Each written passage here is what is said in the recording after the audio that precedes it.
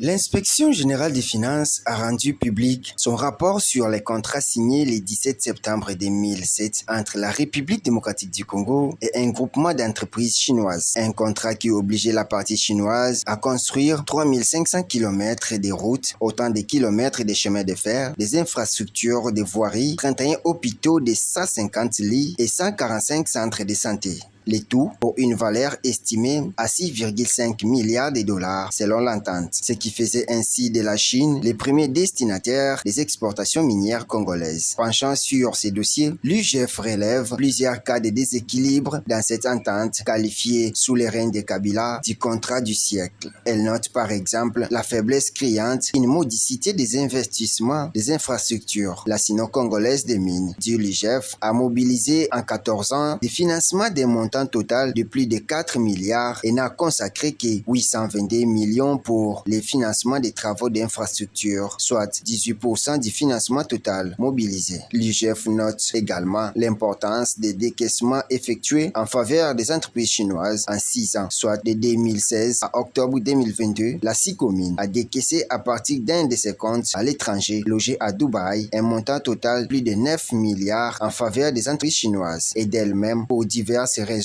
non étayées. Une question se pose: quel a été le rôle joué par ceux qui ont conclu ces contrats léonais? L'avenir nous en dira davantage.